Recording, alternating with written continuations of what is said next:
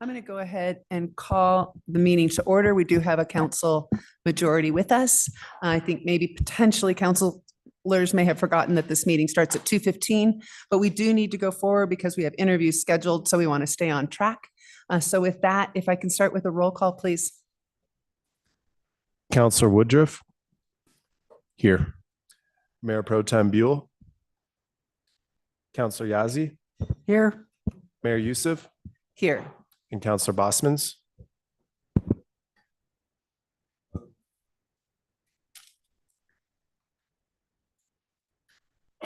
And it does look like Councillor Mayor Pro Tem Buell will be here very shortly. She's coming in right now. I'm present. Thank you.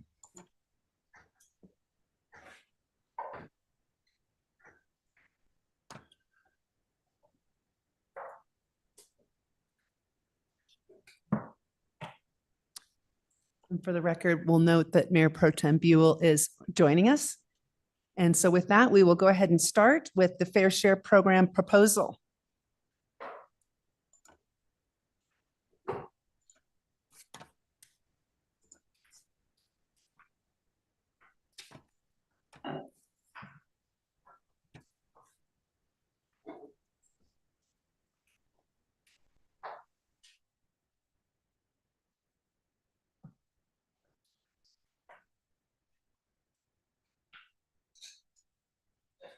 Just push the button. Okay, thanks. Okay. Perfect. There were a lot of instructions before that. Good afternoon, Mayor and City Council. Eva Henson, Housing Innovation Manager, and would like to formally introduce our consultant that's been helping with our Fair Share program the last 9-10 months now, Molly Fitzpatrick. Hello, everybody. And so this afternoon, we'll be discussing our draft proposed recommendations along with our findings with the review of the policy. This is an opportunity to engage with City Council for information. We're not seeking any action at this time and really just want to dive in. I know your time constraints today with a lot on your agendas. And so we'll start with the slides.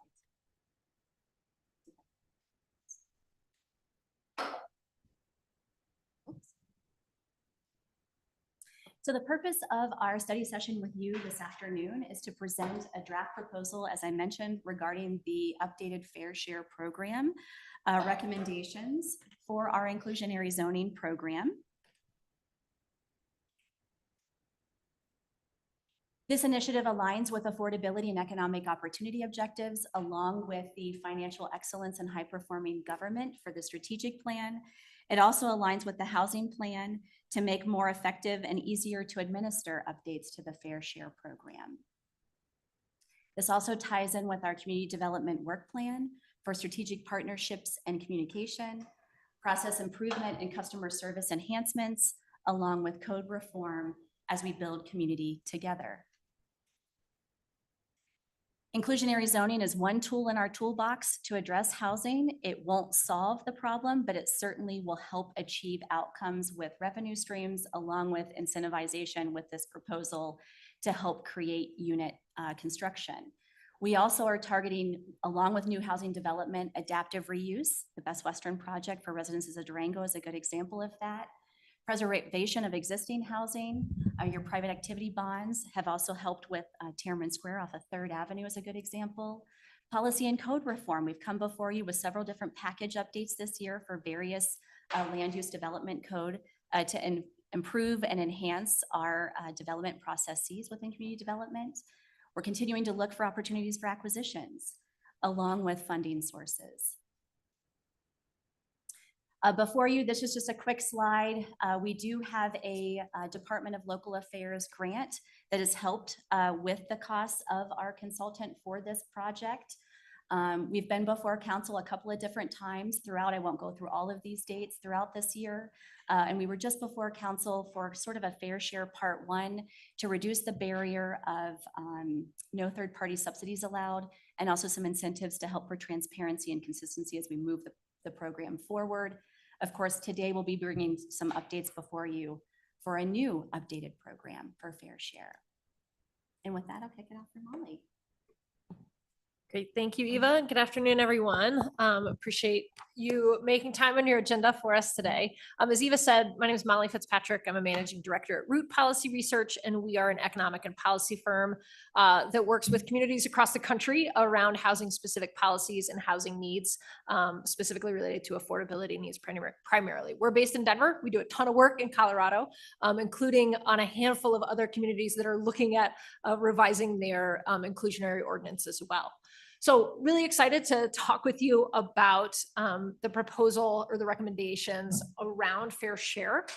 For those that may be listening that aren't as familiar, as Eva referenced as well, the Fair Share program is what we generally call an inclusionary housing ordinance or inclusionary zoning, which means that when new residential development happens, a portion of it is required to be affordable at specified price points. So everything we're talking about today is really specific to that policy in particular and to new development specifically within that policy. The city of Durango, as many of you probably know, has had its Fair Share program or its inclusionary housing program in place since 2009. The current lay of the land of your existing program is that it applies only to for sale developments that have at least 4 units in the development. And it requires that 16% of those units be designated at certain price points, which are specified in this somewhat complicated looking table in blue right there. That's going to show you really how the Fair Share pricing works for those units that are required to be affordable at price point. It's based on certain tiers of affordability. They generally average out to about 100% AMI or area median income. Developers right now can comply with Fair Share by building those affordable units or by paying a fee in lieu or by donating land. For developers that do choose to comply through building the units, they are eligible for some financial incentives as fee rebates.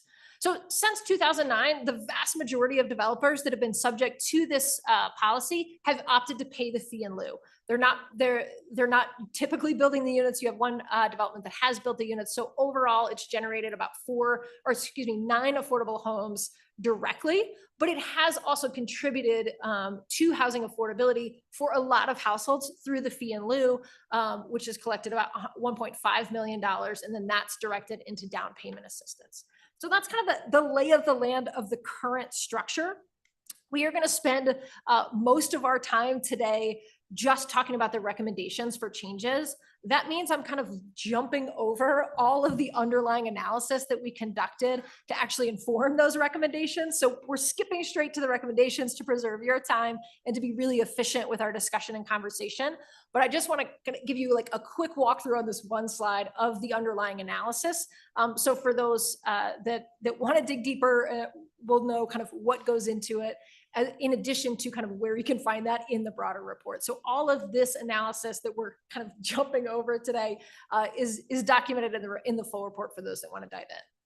So we take a look at these types of policies, and obviously for Durango in particular, we start by looking at kind of the landscape of demographics and housing market. So that's in that demographic and market framework.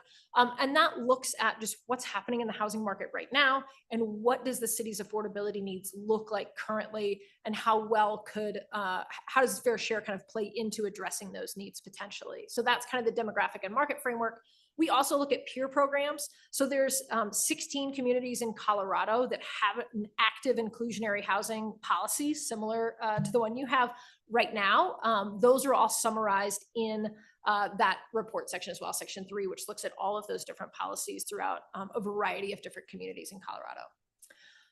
We also conducted stakeholder outreach. So that's that stakeholder perspectives report section. That includes stakeholders that are engaged with addressing housing needs. So service providers and affordable housing advocates that have a good pulse on what the needs are. It also includes developers who are more familiar with the market rate side, development barriers, development costs, all of those things, as well as both market rate and affordable developers, including ones that have experience with your current Fair Share program and some that don't have experience with that program as well. So a broad swath of developers there. And then finally, the report section 5 is called the feasibility analysis. That looks really specifically at the financial impact of these types of policies on development, what that really looks like, how that impacts development economics, as well as how incentives play into that conversation as well. So a deep dive on kind of development impacts in that feasibility analysis. That section also includes an in-depth analysis of fee in lieu options. So how we can calculate fee in lieu and that sort of thing. So that's kind of the process we go through to come to the recommendations that we're really going to focus on as we talk today. As Eva mentioned, as this project began, kind of the objective initially outlined is to make the program more effective and also make it easier to administer. So those were kind of key objectives we started off knowing we wanted to achieve, in addition to considering adding rental. So there were some state legislative changes that allow for these policies to extend to rental, which was not previously part of the legal landscape of these in Colorado. And then as we went through some of that analysis that I was just walking you through, including talking to developers, a couple other key objectives kind of rose to the forefront based on people's experience with the program and objectives that they wanted to see the program achieve. So as we did the review, these are kind of the 4 key objectives that came out of that as far as what we're trying to solve for in recommending specific changes to the program. So first is including rental. That's based on that state legislation, as well as making kind of the program a little bit more equitable across all residential development instead of just applying to one slice of residential development. The second objective is to incentivize developers to actually build those units rather than paying the fee in lieu. Third is to simplify the program. That is both kind of for developers, but also for city staff. So simplification helps improve transparency and predictability for developers, but it also reduces the administrative burden by standardizing some of the components to make it easier to administer, especially across a broader set of developments. And then this fourth one came very directly out of our stakeholder input, and that is to ensure that the program does not create barriers to the production of naturally occurring attainable housing prices. There's a lot of jargon in those last 6 words of that sentence. When we say naturally occurring, we just mean it doesn't have a subsidy. So stuff that gets built by the market and is set by the market. And attainable means really for your workforce. So we're not talking about luxury. We're not talking about lower income affordability. We're kind of talking about that middle section that works, that is priced for your workforce. And so that last one came up as part of kind of the developer engagement, where developers were saying, look, we want to be building for people that live here, not just for luxury homes, for people that are working here. Any cost you add to us makes it harder for us to do that. And so we're trying to create some opportunity here where we carve out an ability for the market to still serve that slice of the population without being penalized or without being subject to the same requirements that someone building only luxury would be subject to. So we're trying to kind of have a little bit of a sliding scale, I guess, if you will, depending on where those market rate price points are coming in. So again, those are kind of the objectives. That's what we're trying to achieve with our recommendations. And now I'm going to jump just to, we're cutting right to the chase and just diving into the recommendations here. We're going to focus on that. I'm going to spend, this slide really summarizes that for you. And I'm going to spend most of I'm going to camp on this slide a bit, I guess is what I'm saying. And the rest of the slides in the slide deck really just provide a little bit more detail on each of these recommendations that we're going to walk through. So I'm going to talk through the recommendations on this slide. I'm going to blitz through the rest of the slides after that, because I want to make sure we're spending time on what you have questions about or what you might have concerns about. So we'll camp on this slide. I'll move through the rest pretty quickly, just so you know what's there. And it may give you an idea of what you want to come back to as we ask questions, because I want to be efficient with your time and not belabor points that you're like, yeah, that's fine. We're good. We don't care.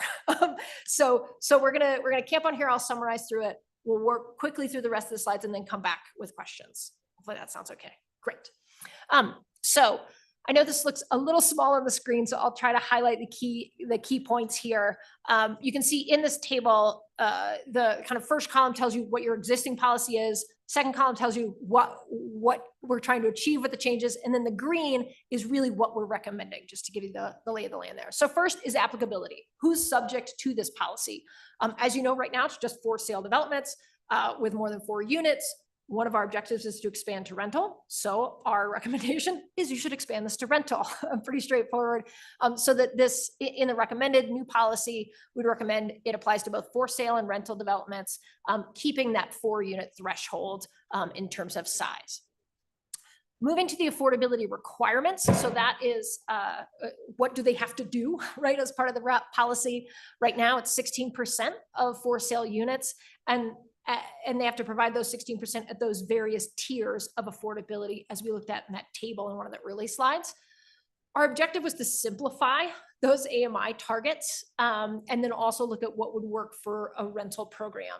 Our recommendation is to get rid of the tiers, to really simplify the AMI target for the program, so that for sale developers, instead of saying, okay, you have to do units at all these different tiers, we're saying you got to get to 100% AMI on those affordable units. So we're simplifying that AMI requirement on the for sale side. And then also the rental side will also have one baseline requirement. So simplifying the AMI targets. And we're also recommending that you actually drop that set aside from 16% of units down to 12% of units. The reason we're recommending that is twofold. One is we feel that that 12% is more aligned with the actual market and what the market can bear in terms of providing affordable units. It also makes it easier for developers to actually build the units when it's fewer units that are being required. So we're recommending a drop there from 16 to 12%. And we're standardizing or simplifying the AMI requirement on the for sale side. Instead of all the different tiers, we just hit what the tiers were already averaging, which is 100% AMI. And the rental side, we're recommending an 80% AMI target. Most programs have different AMI targets for sale and rental. That reflects the different market prices. We want to stay under market on both of those, obviously, and it speaks to where needs are as well. Now, as I mentioned, your previous program had kind of all of those tiers of AMI. That was in part to try and provide kind of a spectrum of different price points instead of lumping everything at one. So we still want to offer that flexibility for developers. So I'm going to walk through kind of three different flexible requirements here. And this just gives opportunity for developers to be able to meet the requirement of fair share in a way that works best with their development and their pro forma. So we want to simplify so everybody knows what they have to do. So that's why that baseline is really simple and right at the 100% AMI.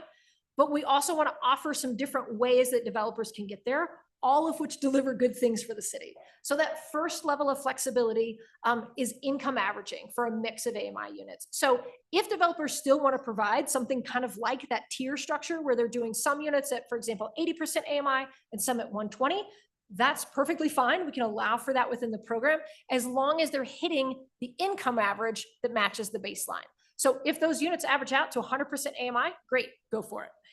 On the for sale side. On rental, if they're averaging to 80% AMI, great, go for it. We do want to set a cap on the top so they're not just saying, well, I'm doing a whole bunch of luxury and like 30% AMI. So we're capping it a little bit. There's some constraints there, but that's the objective of that flexibility.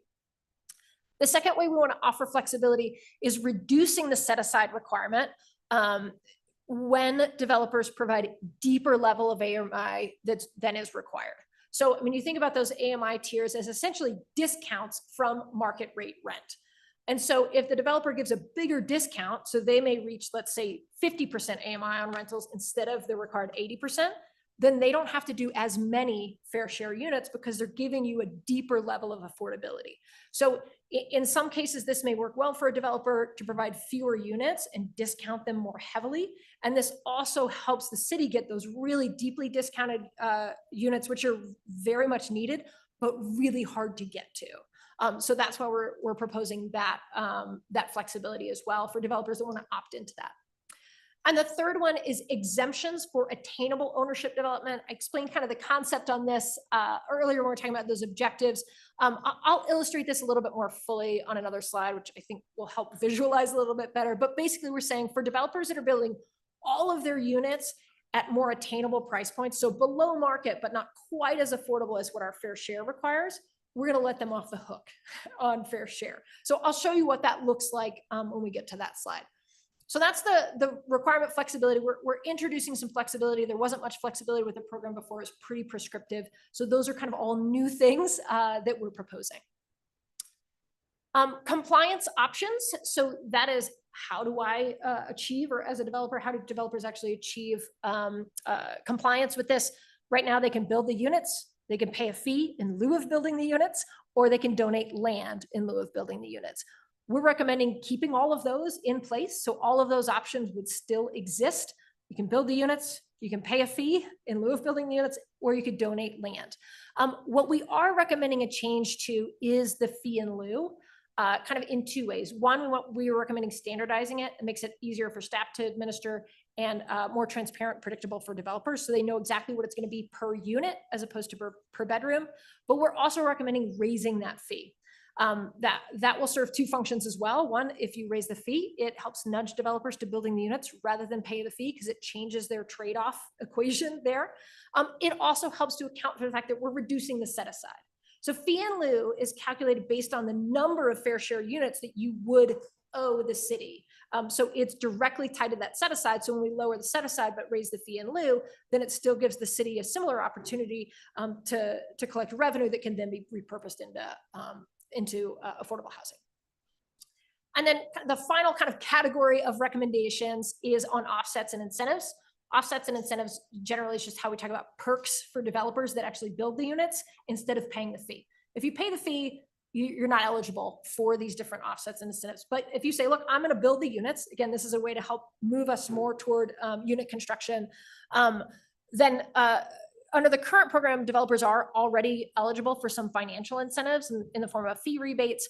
We're recommending keeping that in place, but standardizing those to make it a little easier to administer, but also adding development incentives. So if you're willing to build the units, then maybe you get a density bonus, parking reduction, and fast track review. So that's the full recap of kind of those proposed changes. Again, it's adding rental, adjusting the affordability requirements, lowering that percentage set aside, but adding rental and simplifying the AMI targets, building in some flexibility for developers that maybe want to comply in a little bit of a different way, maintaining kind of the same ways that developers can comply, but increasing that fee in lieu, and then adding some additional incentives for developers.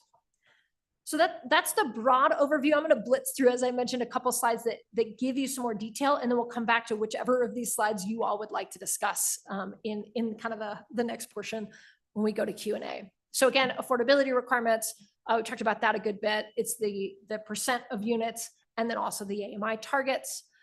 This next slide illustrates the difference in market rate prices and those different AMI levels, just to kind of show you where those discounts hit and how they may impact a developer.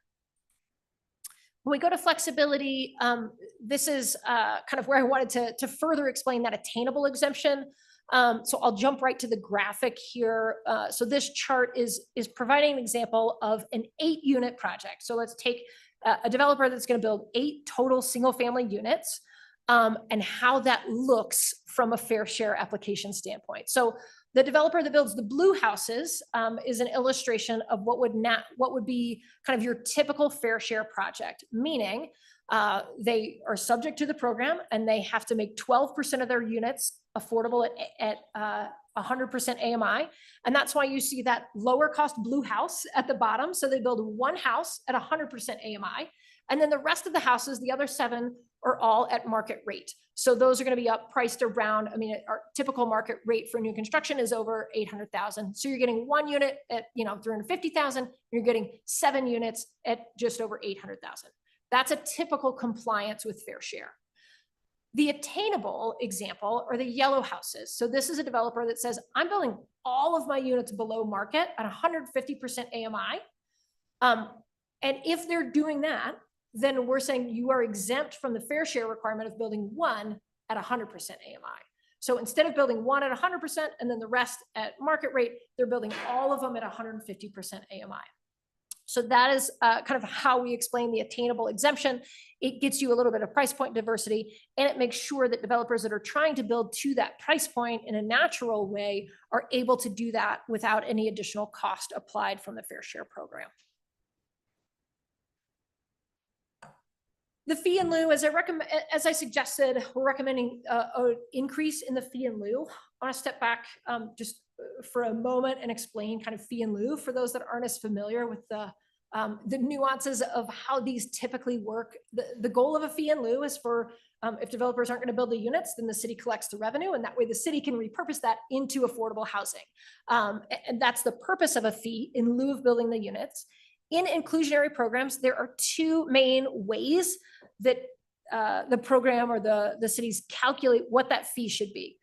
One of those methods is called the affordability gap method. And in that method, you're quantifying the cost of a subsidy. Essentially, you're saying, what would it cost the city to subsidize this unit? You're not building us one, so how much does it cost us to subsidize it? So it looks at the difference between market rate and the affordable price point. And that chunk is the affordability gap that becomes the fee in lieu. The other method that cities use to set the fee in lieu is the development cost method. And that says, you're not building the unit for it, so we have to pay for the whole unit. So the fee in lieu is the entire development cost of an affordable unit. So those are the two different mechanisms. What's the value of the subsidy? That's affordability gap. Or what does it cost us to build it? That's the development cost method. So both of those methods are used throughout the country on these types of programs. They just are sort of a different philosophy, and also they end up with different amounts, as you might guess. The city of Durango currently uses the affordability gap method to set your fee in lieu. So you can see that calculation in this table. This table just looks at what are the differences in the affordability gap methods and how they would apply to, for example, a 50-unit project. So this is just taking the potential fee in lieu. That the yellow bar really tells you what fee in lieu per fair share unit we've calculated under those methods. So you can see in the development cost, the fee in lieu per fair share unit would be about $430,000 for a for sale, or $398,000 on the rental. The affordability gap is a little bit lower than that. It's $340,000 approximately on the for sale side, and then $170,000 on the rental side. So that tells you what the fee in lieu per fair share unit would be. And then the rest of the table shows what does that look like in terms of total cost to a 50-unit development, or what does it look like per total unit on a 50-unit development. The reason we have this in here is it just illustrates the difference based on the different set-asides that we tested, because we tested at 10, 12, and 16%. And the circles there just show you kind of the comparison between your current methodology of affordability gap at a 16% set-aside and the proposed methodology of development cost at a 12% set aside. You can see on the for sale, they're actually relatively comparable if you're using current data. They are higher than what you're currently assessing, because right now your fee in lieu is set by 2022 data, which is a really different data point than 2023 because of interest rates. So even if you keep the same methodology, the affordability gap, but use current data, those fees are going to go up. And so this table is comparing what would a 2023 affordability gap look like compared to a 2023 development cost. That was a lot of detail. We can come back to that. I just know that's a critical point for a lot of folks, because that's how a lot of people comply. So just wanted to kind of explain that fully. We can also talk through, if you have questions on the development cost data that we use to assess that, we can come back to this slide and talk about that as well. And then finally, on incentives. So for developers that are going to actually build the units, these are incentives to help nudge them toward that. One of our recommendations is standardizing your existing financial incentives. This is based on kind of historical fee rebates that you've given in the past, but it structures it so that developers know kind of what that financial incentive might be, and then it adds zoning incentives. So we're recommending a 10% parking reduction, a 30% density bonus, or a 4 dwelling unit per acre density bonus, and then also prioritize development review. Those incentives would apply to the entire development as long as they are including their fair share units in the production. So with that, I know that was a lot, and I know we moved through it fast, but that hopefully gives you all a chance to ask as many questions as you'd like. Just so you know, next steps, we're continuing the community outreach, including a community event later today.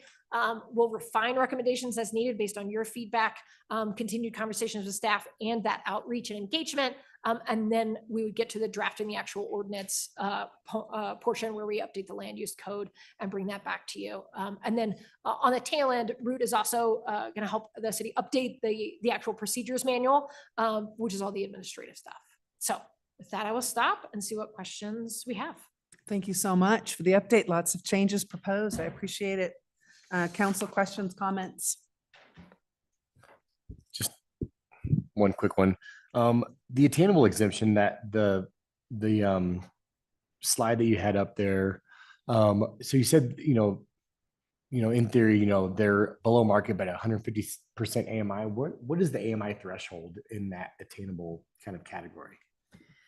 Yeah, great question. So as we've proposed it on the single family side, to meet the attainable qualification, that development, all of the units in that development would have to be priced at or below 150% AMI on single family. For townhomes, we're actually recommending an even lower threshold. So for attached housing, we'd recommend that they have to all hit 120% AMI. That keeps you well below market on both of those product types, which is why we've recommended those thresholds.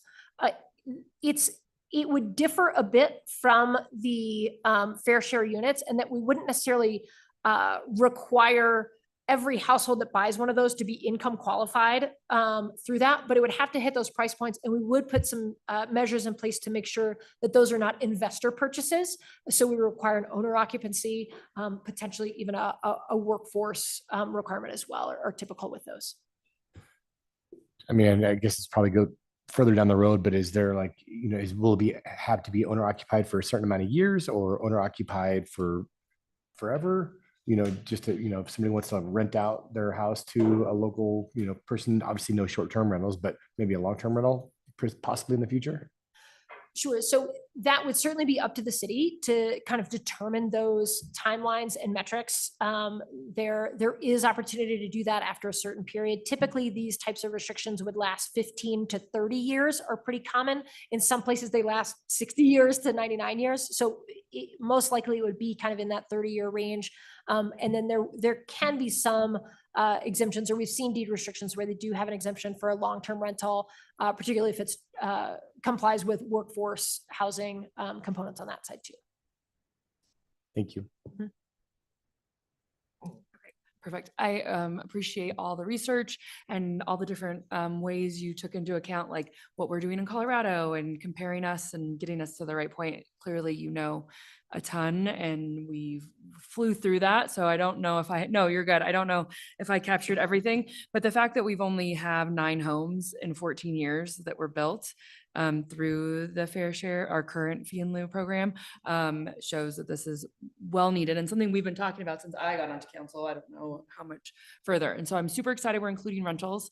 Thank you so much. I'm super excited we're keeping that flexibility because obviously with the Animas Overlook apartments and the Gage apartments, that flexibility and the creativity that our team has had in the last year since Eva's been here, 2 years, how long have you been here? 1 year, 2 years, in the last 2 years since Eva's been here is key to get those units built. And so I'm super excited that we're keeping that. When it comes to the zoning and parking flexibility and options, does the guidelines that you put out there that you're suggesting, do they align with what we're currently doing for like proposed developments? Like, is that more than we normally do, or is that like about right what we feel comfortable with? Does that make sense? This would be in addition to, so the city has made some changes to their parking requirements and did reductions for multifamily just a couple of years ago. I want to say maybe in 2020. Yeah. So the key component here is that it can't result in less than 1 space per unit. Because as we all know, folks are still, commuting and needing to get to, with their jobs and for childcare needs and school and all a variety of things. And so this would be on top of our already existing code requirements, and then would be in addition 10% reduced from there. Okay, perfect. Just keep that simplified for developers to understand. Excellent. Thank you. The density bonus is new for affordable housing. This would be a new addition to Fair Share as well. And we targeted, single family, kind of isolating that as its own. And then of course, no more than 4 dwelling units. So considering townhomes, condominiums, and of course, as we look at multifamily development, and then prioritized review, which also currently doesn't exist in the program. Thank you.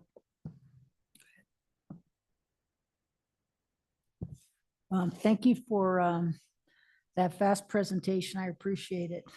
Okay, so my question is, have you presented these proposals to other communities, and have there been any results? Yes and no. We have not presented these exact ones to other communities because we typically sort of tailor it based on the market of the individual community.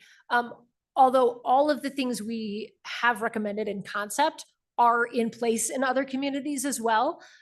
So for example, the attainable exemption is currently in place in the city of Longmont, which is on the Front Range. So they have a program that is utilizing that. That's where that came from.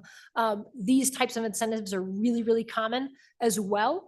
And in terms of your set asides, you're kind of right in the range of where other communities are as well. So the typical kind of inclusionary program across Colorado, the set asides range from about 5% of units all the way up to 25% of units. So that 12% puts you kind of middle of the pack in there. And your AMI targets are pretty on par with a lot of other communities as well. Excellent. Counselor Bosman, do you have any questions? No, thank you. Thank you for the presentation. I have no questions. Thank you. If this was approved by council, when would this become effective? Sure. So for next steps, obviously we mentioned doing some more community engagement. If there needs to be any refinement to the program, we would target ideally going to Planning Commission in January, at their meeting in January, and then it would be coming before council through a public process as well in February, and then would go into adoption with the ordinance in March, along with the Fair Share Administrative Manual. For the DOLA grant funds, we do need to have those expended by the end of March. But again, ideally, we'll have a report package put together that we can then adopt and implement in April, May. That also aligns timing wise with the Housing and Urban Development Office's affordability numbers that come out every year that we work with our partner Homes Fund, Lisa Bloomquist as well, when we're creating those fair share tables and numbers for affordability for the unit types and the maximum price points that we're doing. CHAFA, Colorado Housing Finance Authority, also comes out with their numbers aligning with HUD's numbers in the springtime for rental development. So this puts us ripe and ready to tailor Durango's programs right in time with those numbers to come out. Excellent. Will that public engagement include outreach to our developers here locally? It sure will. In fact, we did a pretty robust stakeholder engagement for about a 60-day process in June and July. Excellent. And over 76, 78 people have been invited to this evening's public engagement session. We also have made online available through our Connect and Engage portal on the city's website, questionnaire that we'll Excellent. also be utilizing for tonight's event, but allowing some people to digest this very Mhm. complex and complicated inclusionary zoning program with sort of a way for engagement for us, asking questions and also giving their feedback through the city's website. And Wonderful. we'll probably keep that live for a couple weeks. That's excellent. Well, thank you so much. Fast presentation, but really a lot of information to communicate. So we appreciate you doing that for us, and we'll look forward to continued discussions. It sounds like January, February, and March. Thank you so much. Thanks, Appreciate it. everyone. Thank you. Okay, with that, we're going to get ready to move on to our interviews for the full-time municipal court judge. We have 30-minute interviews scheduled, 3 of them. We have a specific set of questions that we've identified, which we'll ask each of the candidates the same set of questions. So we'll kind of go around for council to ask those questions. Counselor Bosmans, I'll try to include you two in that. If you can stay posted so you can ask one of the questions as well. And with that, we will get ready to see if we could welcome Daniel Butler, if he might be here. Yes. He's in my office. That would be great. Thank you so much.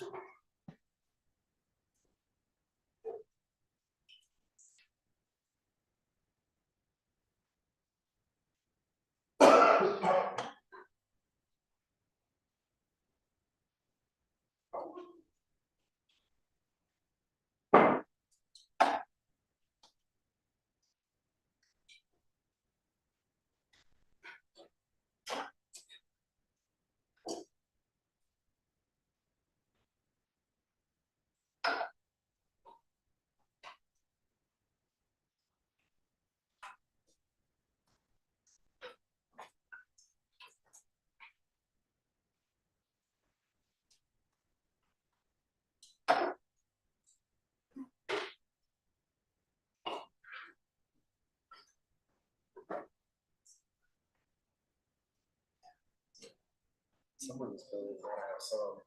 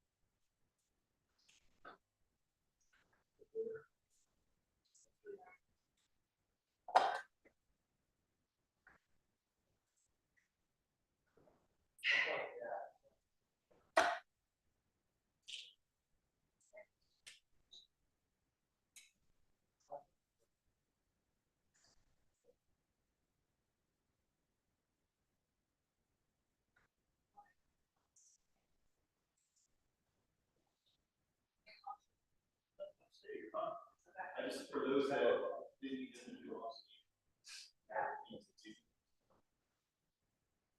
HR.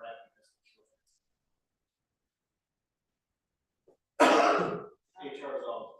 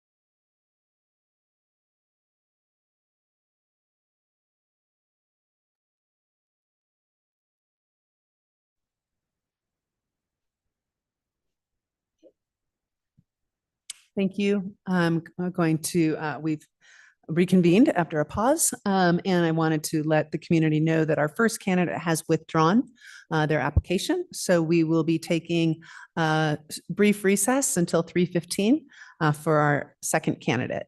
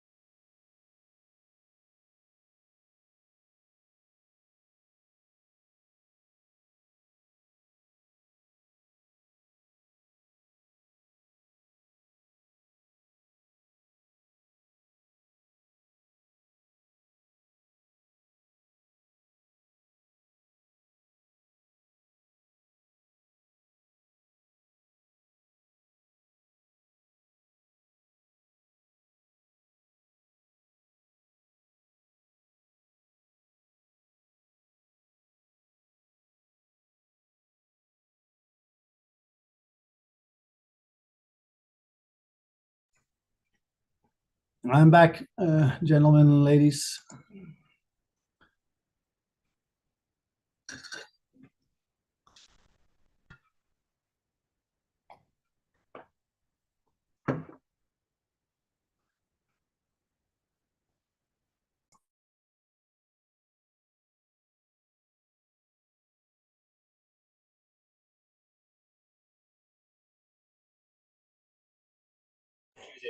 Okay.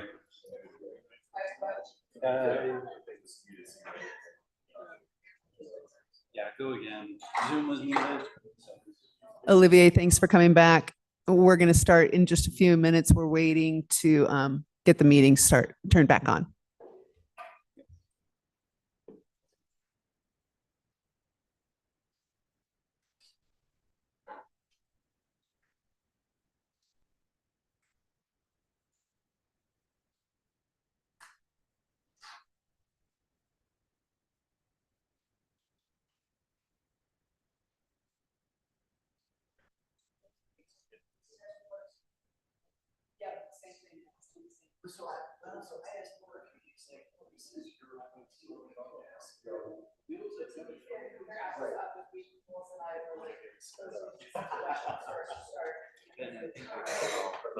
Right now, because I thought they were like.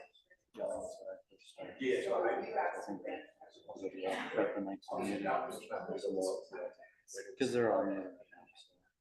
These are the only ones that feel going on, so you gotta like, you know.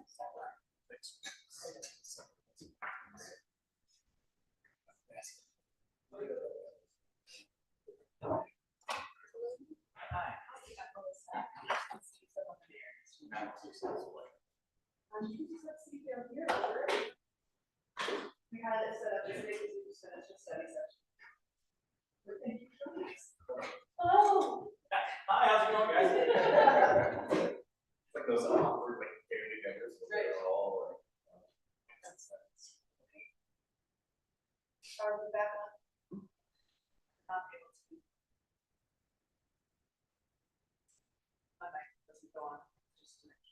It's been the master's session. Yeah, should be.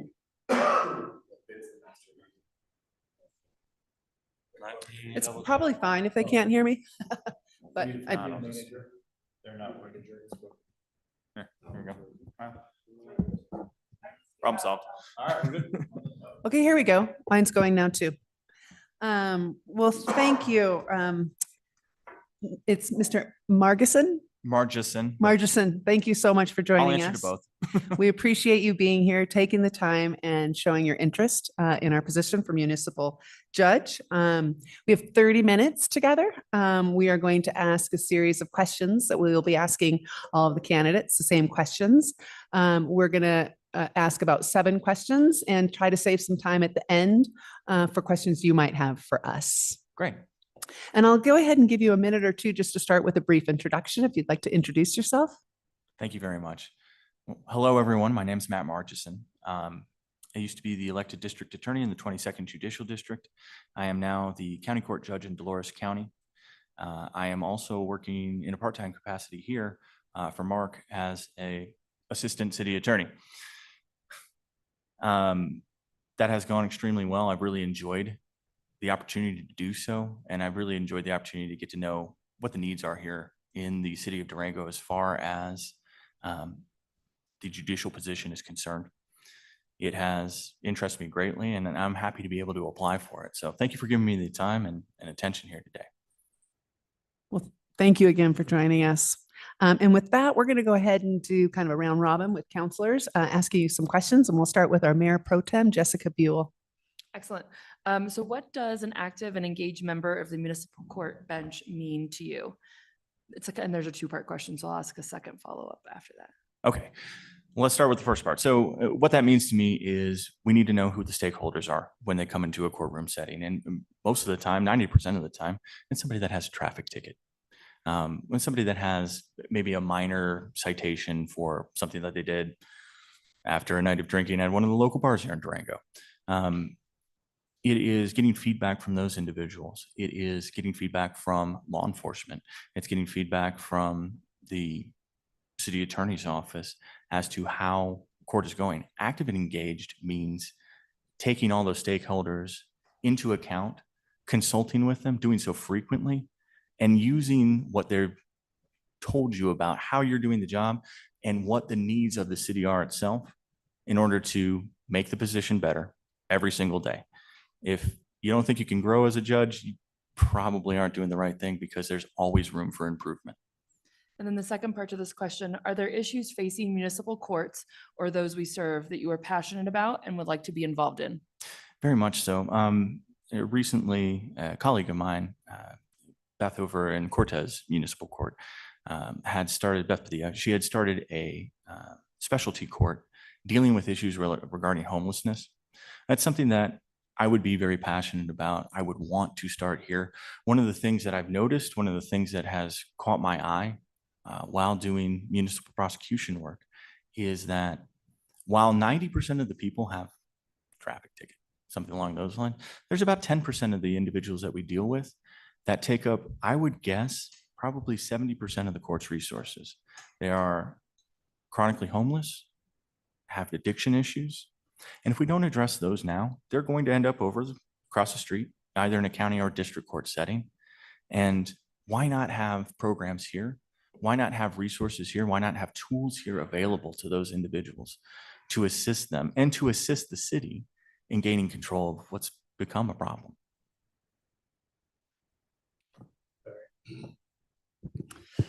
Specific to our position in Durango, how does your background and experience make you a strong candidate?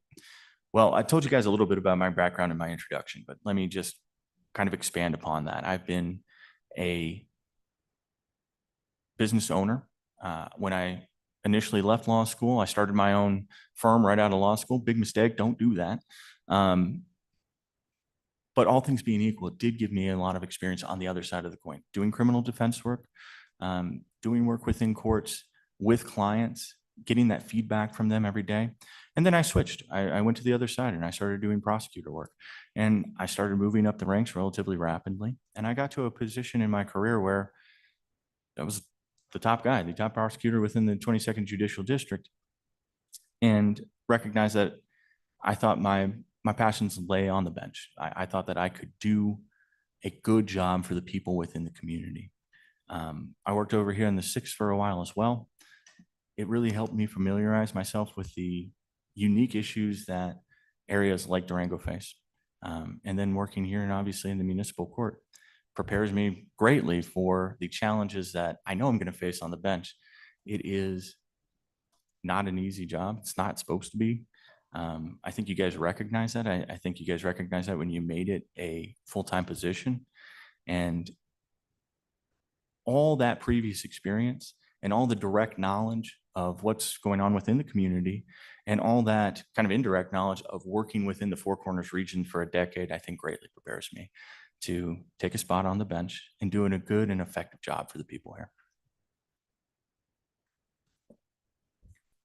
How would you manage the caseload and prioritize cases?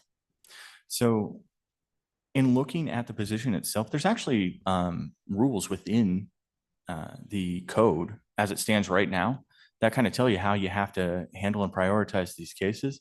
One of them is that you've got to get all the traffic cases dealt with on a specific docket.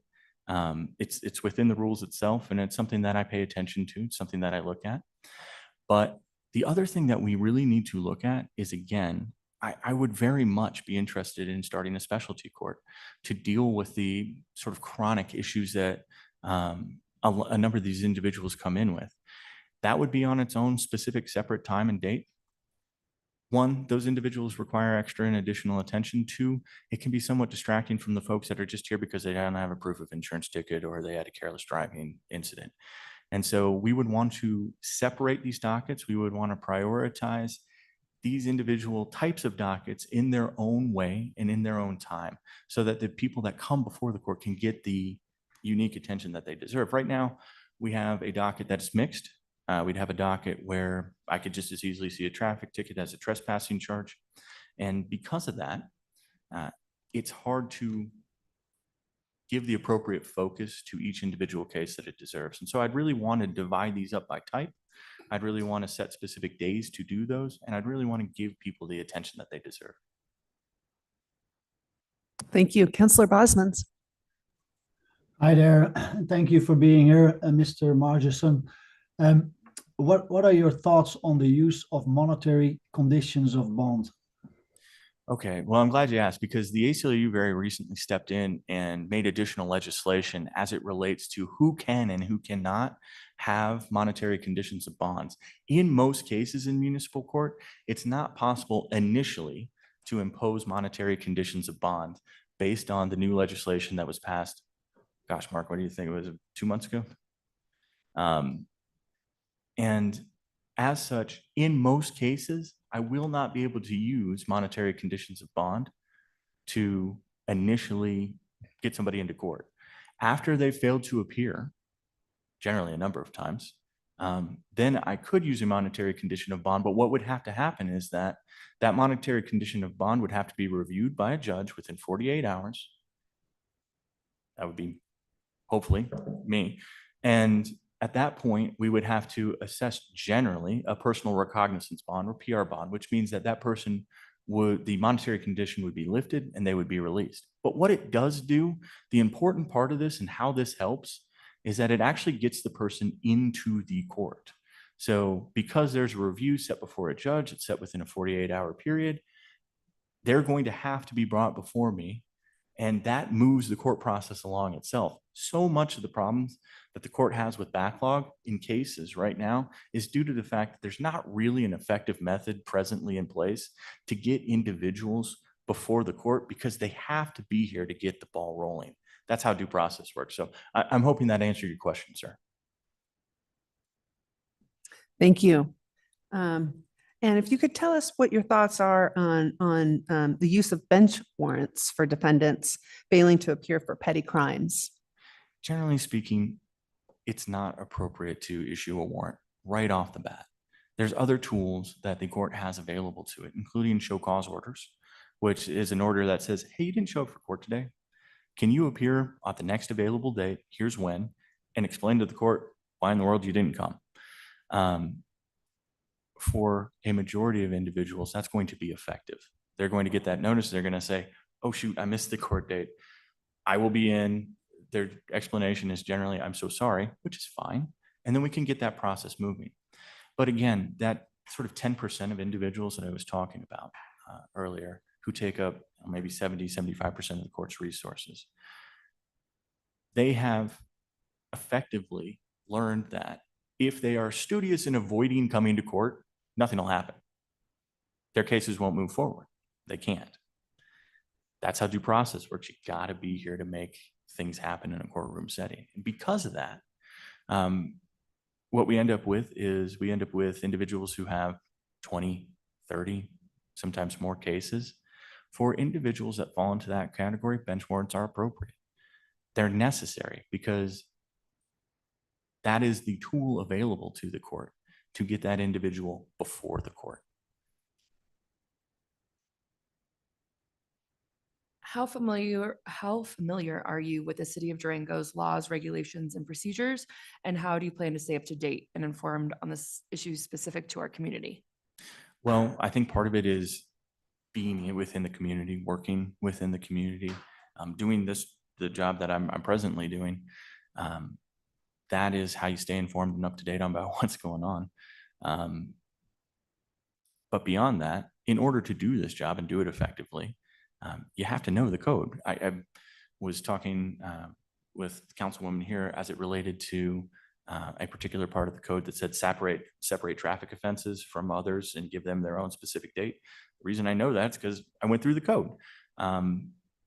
Going through the code to look at potential penalties. I don't think that most people in Durango would be aware of the fact that any municipal code violation is a $2,650 fine and up to 364 days in jail, or both, as a potential penalty.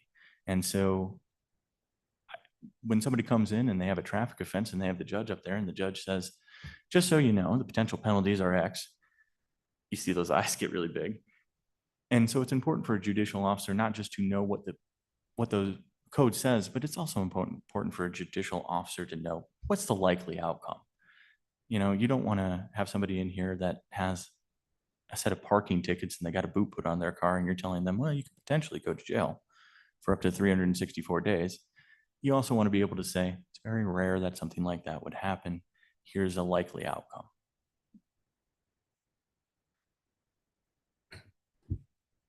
This position will require you to sometimes be available after regular business hours, including on the weekends, to preside over bond hearings. Is that a requirement you'll be able to fulfill? And then are there any times that you may not be available?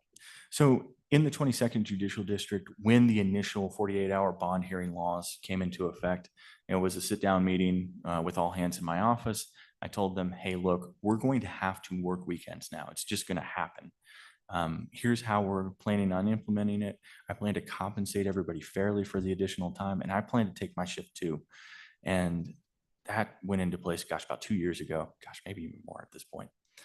And so I very frequently had to in the past. And knowing now what this job is going to require from a standpoint of being able to have those 48-hour bond hearings to deal with those kind of high capacity users that we have within the court system, I've already kind of made peace with the fact that, yeah, I'm going to have to be available on a Saturday or on a Sunday to deal with bond hearings.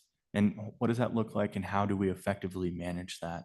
And there's a couple different tools in the tool belt that we can use. The first is one that's being utilized right now, and that is the ability to have people appear via, I don't know if this is Zoom or WebEx. Zoom. But the ability to have people appear remotely to do these hearings, it also saves money rather than having an officer who's standing here transporting individuals to and from jail. You can do those hearings remotely. They generally have been being done remotely for district and county court, both in the 6th and in the 22nd for, gosh, years at this point. Utilizing those tools effectively, and then knowing that ultimately the right thing to do is to give these people their bond hearing in a timely fashion so that you can address the issue and you can get them back into the courtroom setting. It's not a matter of, will it be tough for you to work weekends? It's a matter of, is it the right thing to do? And yeah, it is. Excellent. Thank you. I think we've gone through these pretty quickly. Does any counselor have any additional quick questions they might like to ask? Yeah, just one quick one. I'm sorry to ask, but we're going to be asking everybody. Have you ever had an adverse ethics or code of conduct finding? No. Counselor Bosmans, do you have any additional questions? Okay. Wonderful. Do you have any questions for us that you'd like to ask? And we do have our city attorney here. He might be able to help as well. Yeah, I do. I think it's important for a stakeholder like the city council to also kind of have a voice in the process. What do you guys want to see from a judicial official who's presiding over court in Durango? See, it's not so easy, huh? I mean, fair, impartial, equitable, making sure that we are, whatever decision-making comes, kind of like what you've said is, how do we apply stakeholder input from the various entities that kind of shape our community and how that fills your position within the realm of the law. So that, at least that's kind of how I see it. No, I'd agree with Councilor Woodruff. I also think, as we grow and change, different issues become more prevalent, and what does our community, want to see in terms of our spirit and character and safety and all of that, and how is that upheld in the municipal court? And I think that you're a reflection of those values as well, and how we're mitigating some of the issues that we're seeing. And so yeah, fair, equitable, all the things.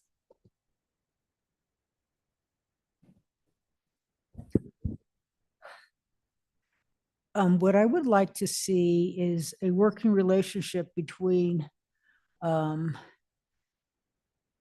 court and the police station in being able to, I suppose, give proper punishment to repeat offenders.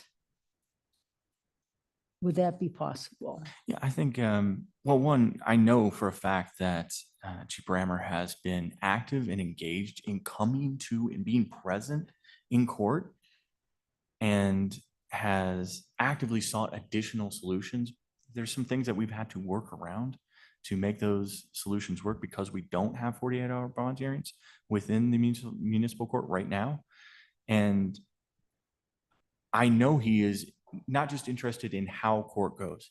He's honestly interested in the outcomes for the individuals that are involved. One of the things that stood out to me was him telling me recently, you know, if we don't get this person into custody or we don't get them to help, they're going to die. And he wasn't joking around. But having somebody that active, involved, and engaged in the process is going to make that job so much easier for whomever, hopefully me, you guys appoint into this position. And my intention fully is to sit down with local law enforcement and say, what do we need to do better, different, or just modify entirely in order to make court an effective place to see justice done? So to answer your question, yeah, I really do think that I can work with law enforcement here. Counselor Bosmans, did you have any comments? No, I think implementing the law and making sure the judgments are fair and correct and transparent is what I hope you achieve. And of course, feedback if there's certain issues that we have as a council control over, that would be beneficial. But I think the municipal court is an entity by itself. Yeah. So. I would agree with all that has been said. Very good points from the counselors. Do you have any other questions you'd like to ask? Just one. In regards to feedback, judicial officers very rarely hear direct feedback from their individual constituents about how they're doing, or if they do, sometimes that can be through sort of rose-tinted glasses because nobody wants to tick off the judge for very obvious reasons.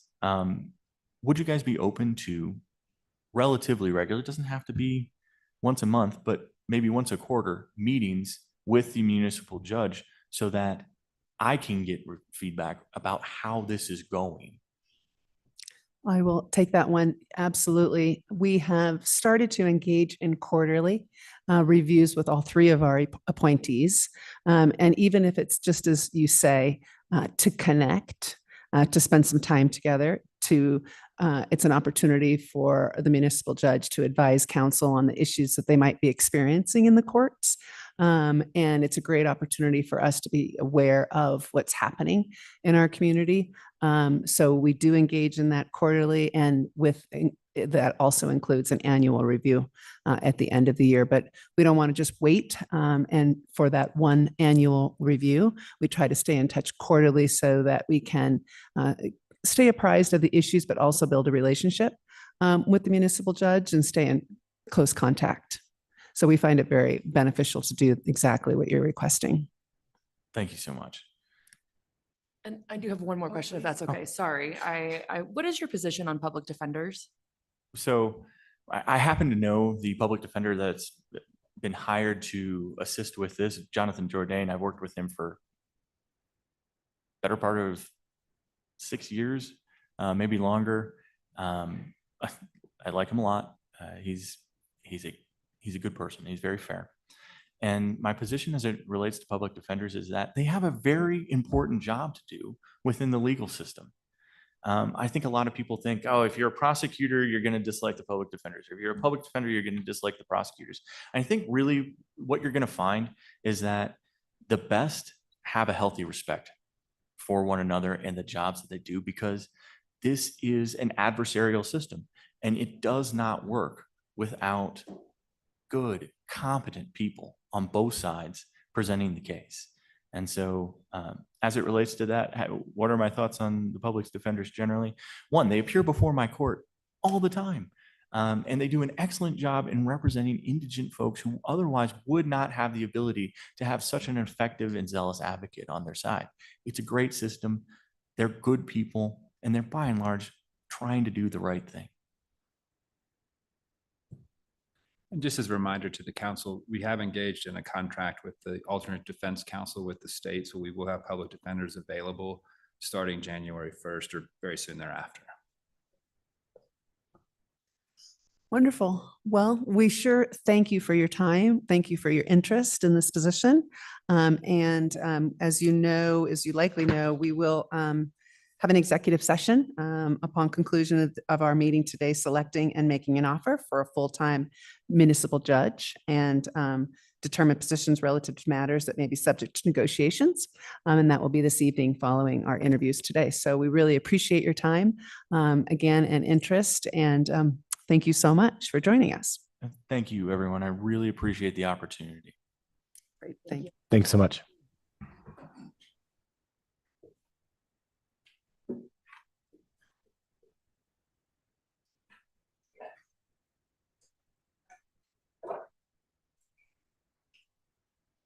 And with that, Ben, should we pause until we find out with our next candidates available? Great. We will pause until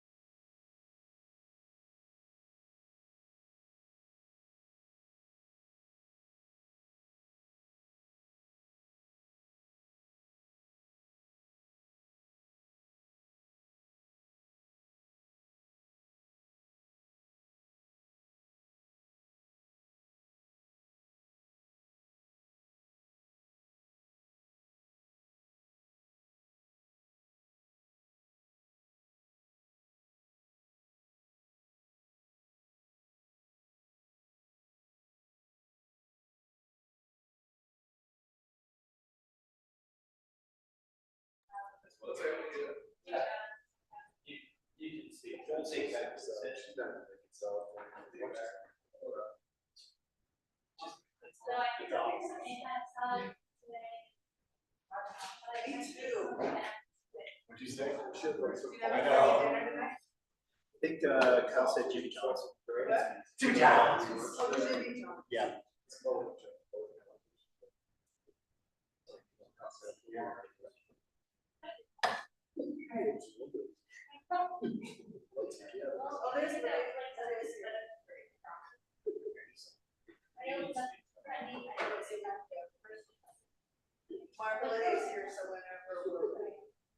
You guys ready?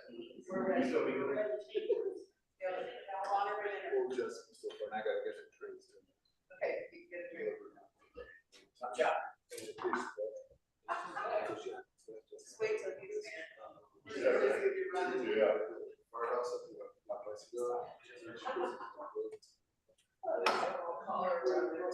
Yeah, that's right, yeah. Just a gentle one. Keep right.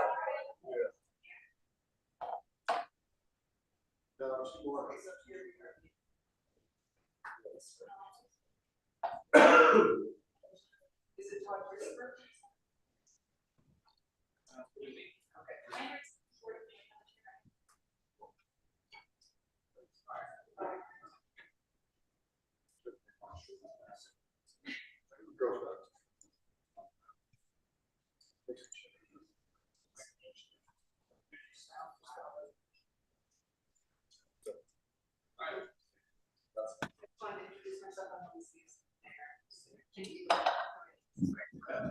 Okay.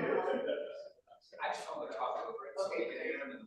See back here, it's only this kind of distance because we have a big study session. Oh, well. So not that we would have you closer. Oh, all right.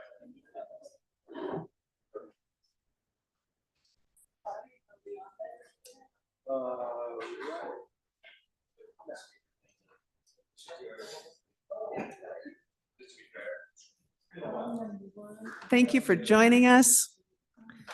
We again appreciate your interest in our municipal judge position. And we have 30 minutes together. We have a series of questions that we will ask you. We're asking all candidates the same questions. And then we're going to try to save time at the end in case you have questions for us and you want to ask us questions.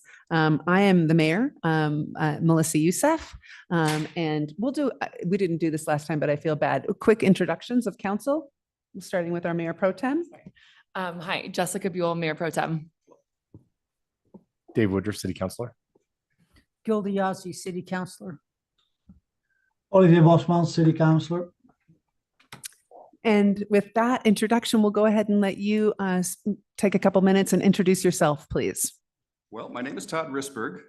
I've been in Durango for about 25 years.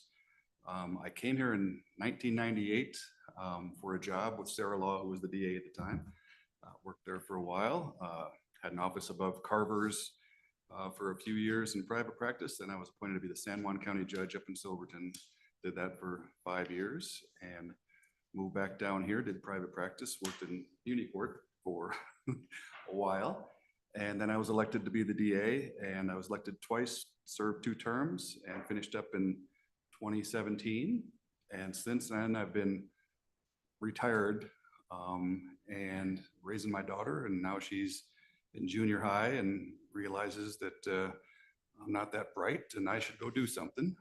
So I think it is time for me to get back to work, and this seems like a really good opportunity to serve the community. And I'm interested. Excellent. Thank you so much for that. And we're going to go ahead and start with Mayor Pro Tem Buell. Excellent. So this is a 2-part question. What does being an active and engaged member of the municipal court bench mean to you? And are there issues facing municipal courts or those that we serve that you are passionate about and would like to be involved in? Well, what does it mean to be an active and engaged municipal court member?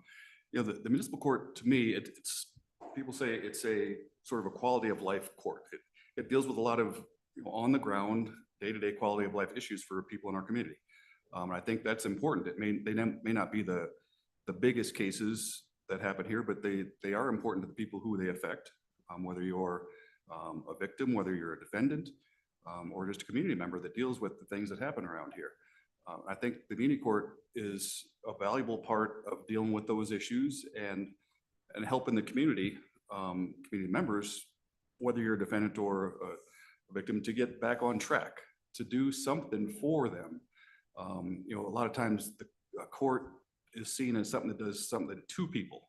And I don't think that's a terribly valuable way to proceed. And I think community court is a good way to, or a good context to sort of get away from that a little bit and move in a more productive direction, to be helping the community to deal with its day-to-day problems. Second part, I haven't worked in community court for a while. I know you had a jury trial for the first time in 20 some years recently. I think that's a valuable part of what a court should do, is try cases. That's a good way to get community or input from the community about what they think should happen in these cases. I think it's an important way to have some accountability, some visibility to the community. It's also important, I think, for the court to be efficient, be effective, and be professional. I think community court is sometimes less formal than district court, but that doesn't mean that you don't have the same due process issues. You don't have the same laws that the court needs to be cognizant of and apply. It's sort of a fine line between trying to be efficient and effective, but also respectful, listening to people, giving them an opportunity to be heard. I'm not sure that defendants really have much difference in their mind between a community court and a district court. It's court. It should be taken seriously. They should be respected. You should respect their rights, make sure they understand what's going on, communicate clearly, and keep things moving. But at the same time, if people need to talk, if there are things to slow down for, that has to be part of the job as well.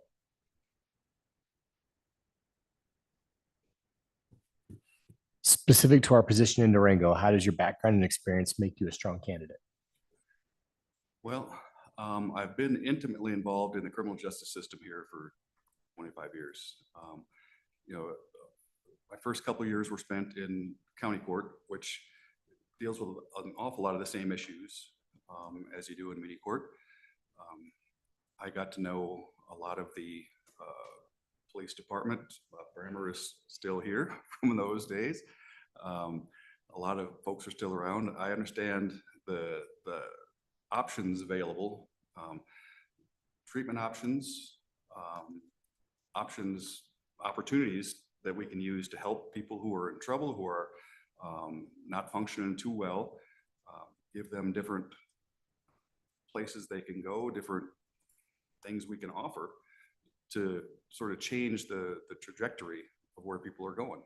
I know here we have people who appeared before the community court with some frequency. And just having a cycle of the same thing over and over isn't going to help anybody. I think it may be harmful.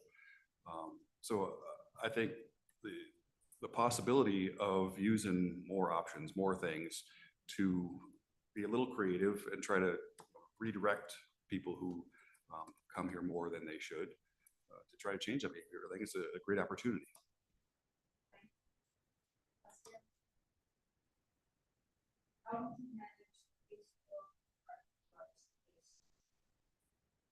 Well, the caseload, managing the caseload isn't something, determining how many cases come in isn't up to the court, but what I think we can do is, manage those cases efficiently.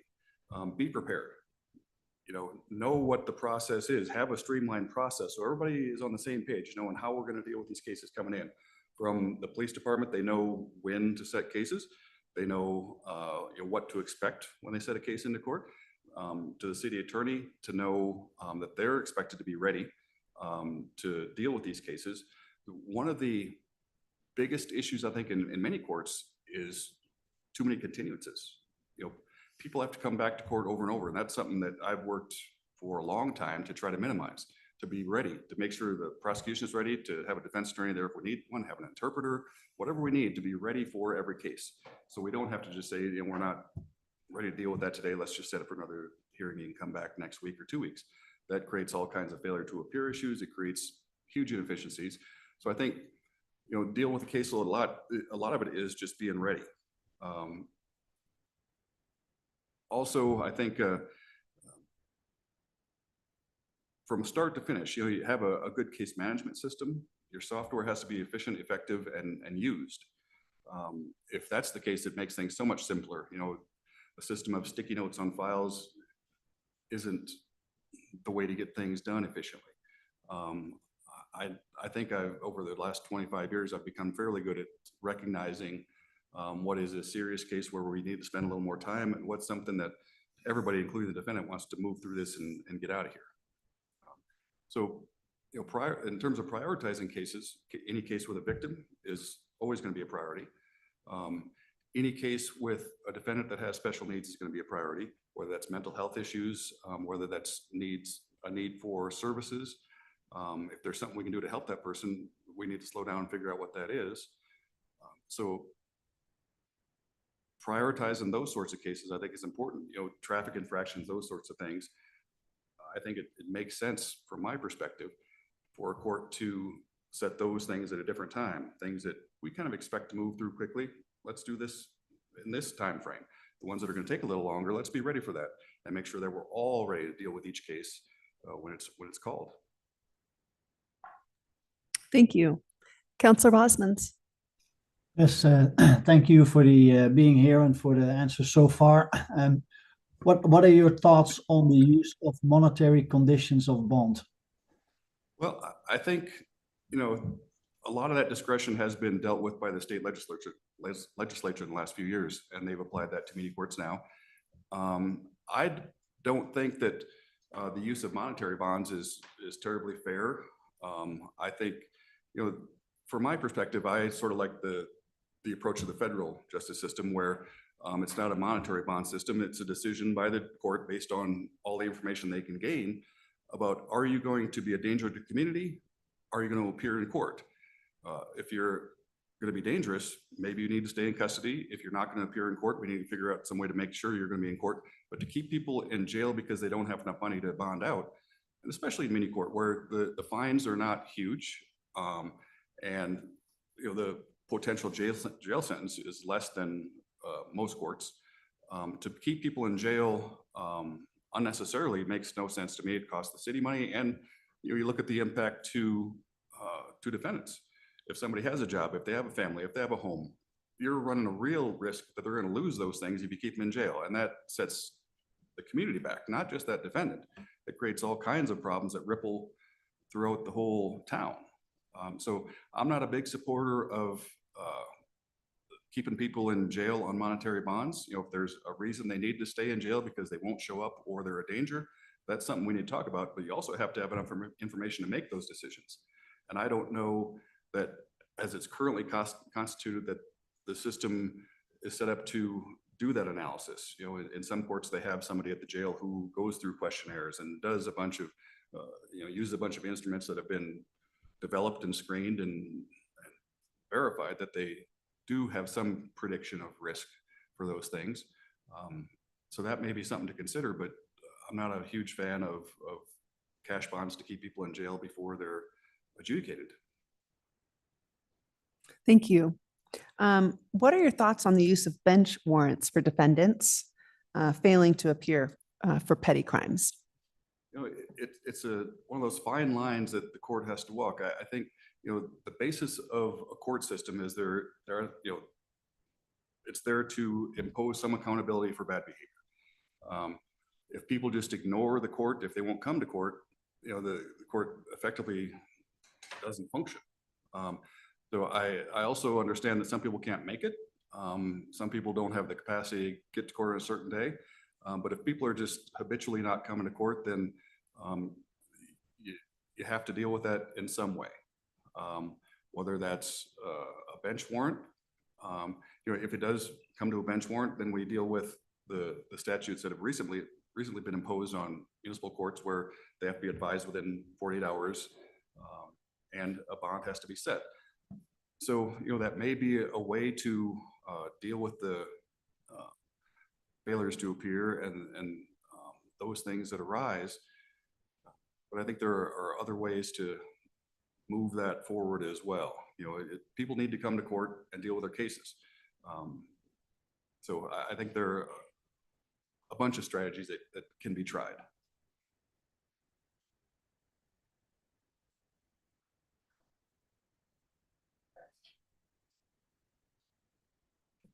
How familiar are you? Yes, how familiar are you with the City of Durango's laws, regulations, and procedures? And how do you plan to stay up to date and informed of the issues specific to our community? Well, it's the law nerd me coming out, but I've read the Muni Code probably 4 times in the last few weeks. I've always been familiar with it. Worked as the DA for 8 years. We had a fair amount of interaction with the same defendants in Muni Court, and there's some back and forth about what should be here, what should be there. The municipal procedure code, which this court has to follow. It's real similar to the procedural rules in county court and district court with some exceptions. I keep up on those sorts of things, and having done it so long, it's just sort of stuck with me whether I like it or not. And those are the sort of things that I enjoy keeping up on. I read a lot. There are certain judicial conferences that I expect that municipal judges from Durango will attend, where you pick up a lot of information. There are also listservs that municipal judges participate in, where if you have a question, you can send it out to far more experienced judges, and you just get different opinions, perceptions of what law requires and what you should do. So I kind of enjoy keeping up with those sorts of things, even though I haven't had to directly deal with them for a while. I still keep track of what's going on, and I live here. The DA is one of my good friends. The county court judge was one of my felony prosecutors for years. My neighbor is Jim Casey, who used to be the municipal judge here. I still am involved in the legal community here and keep an eye on things. This position will require you to sometimes be available after regular business hours, including on the weekends, to preside over bond hearings. Is that a requirement you'll be able to fulfill? And then are there any times that you may not be available? I live here. I have no other job. I think I am certainly up to fulfilling the responsibilities and the requirements of the job. I think part of the judge's job is to set schedules, to make sure everybody's aware when things are happening. And everybody should know if somebody's arrested on Friday afternoon, here's when they're going to be appearing in court, whether it's through a video link or otherwise. Most courts have a video link to the jail where they can just advise somebody over video. And it's especially, with 2 or 3 years of COVID going on, it's a pretty refined system now. The jail knows how it works. I think everybody is on board, but that scheduling, I don't think is a big issue to figure that out. And there may be issues where warrants need to be signed late at night. Now, it certainly doesn't happen as much in media court as it does in district court. That was, we always had to have an attorney on call, and that was my job with some frequency, middle of the night, getting calls from law enforcement needing a warrant on something. So it's nothing new, and it certainly doesn't scare me. It's not rocket surgery. You can schedule things and be ready, and have I have a phone, I have a computer. So it's nothing out of the ordinary, I don't think. And Councilor Woodruff will go ahead and ask your other question, and then Councilor Buell as well. I'm sorry to ask, but we're asking everybody. Have you had an adverse ethics or code of conduct finding?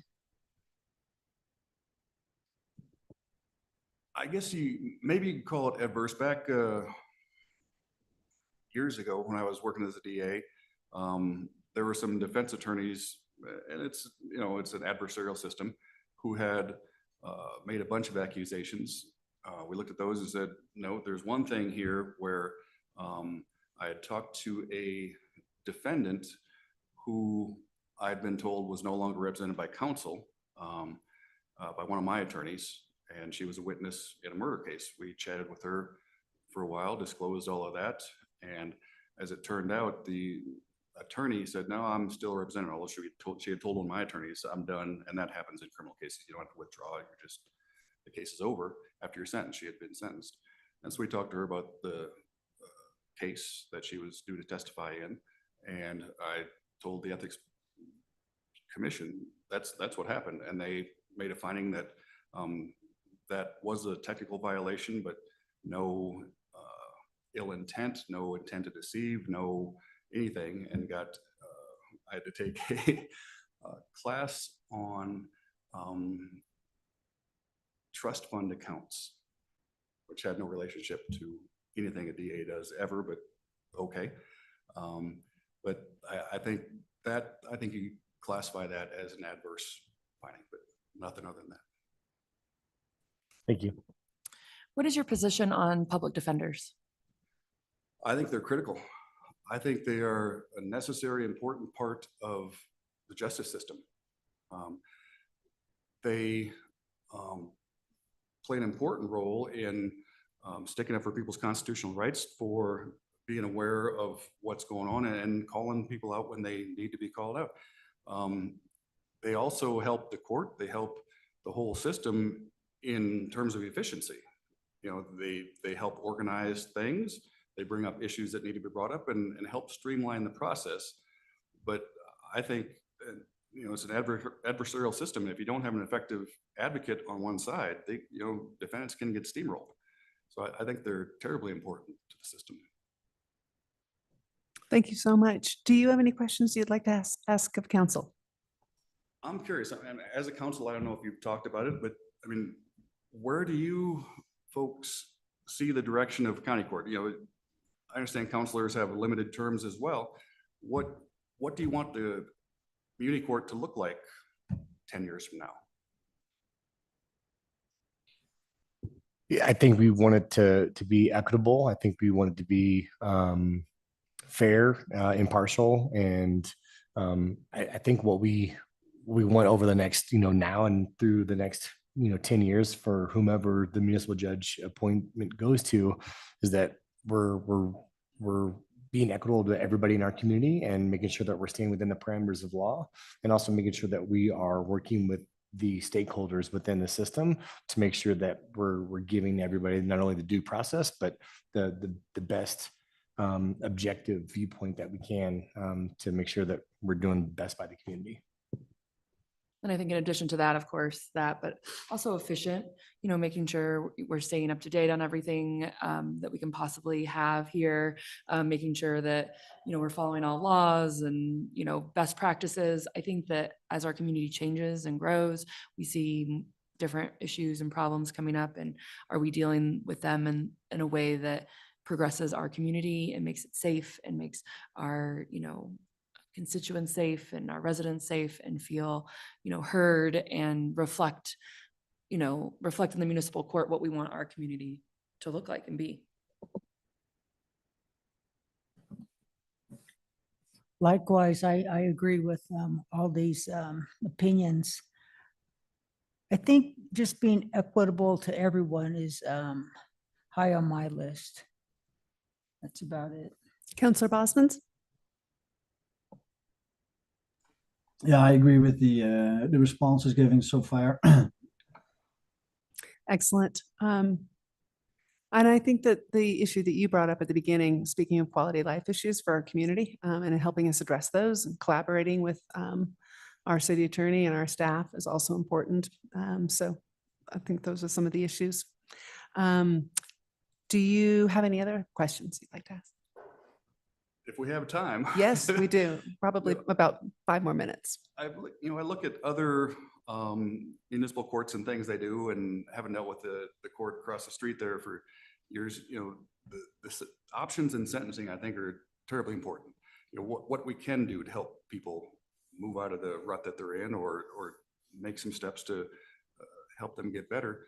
You know, a probation officer, things like that, you know, some sort of supervision, somebody who can help do things that may need to be done for a defendant. If a defendant doesn't have an ID, is there somebody, you know, it's part of probation, you need to get an ID. Is there somebody who's available to help that with that? And if there's not, is there some sense of the council that whether it's next year or year after, there might be some steps forward in that regard? Because I think, you know, resources are going to become more necessary as we have more public defenders involved, which I think, again, I think is a good thing. More options to help people get on track, and more resources to deal with the data management, case management issues. How do y'all feel about that? Is Muni Court a place you're willing to put some resources? So we do quarterly check-ins with our appointees, and in previous quarterly meetings with our municipal judge, you know, she's brought up things that she's needed or ideas, and we're very responsive. And I think especially if you're working well with, you know, our partners in, you know, whether it's the police department or, you know, the city attorney, and you're all seeing that something could really help us, whether that's a, you know, probation officer or, you know, and do communities of our size typically have those, and what resources would it relieve and what areas would it help? I think we're all very open to hearing, and if it makes our community better, supporting it. Absolutely. So yes. Okay.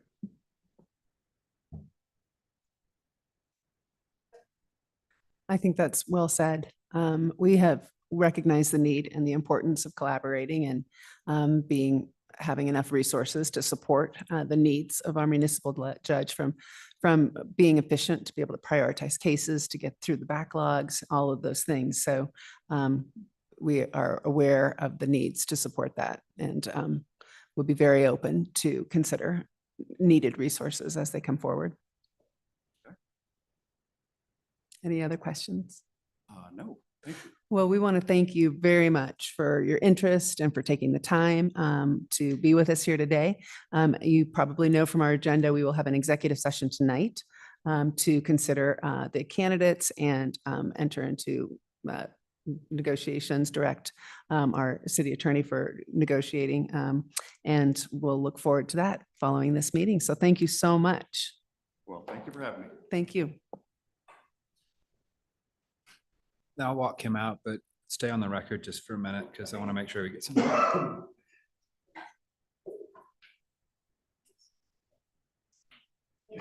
you.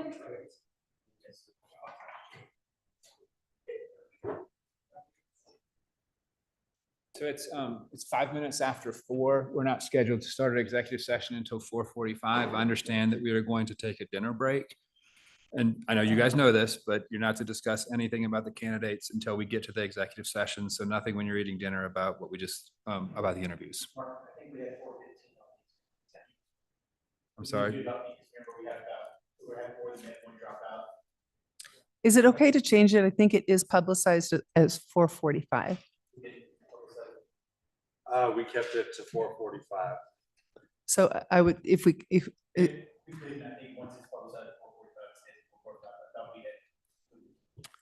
yeah, I mean, I was just noticing the record. Yeah, and I thought it was 4:15 too, but then I saw this and checked that it was 4:45. So Do we again, need to that's stay? the reason for the warning. That is a significant amount of time where you are not to discuss the candidates. You have to wait until the executive session. Okay, understood. And we'll have to come in, call a meeting, and then vote to go into executive session. Okay, wonderful. Thank you. So for this then, I think we can adjourn this study session. Yeah.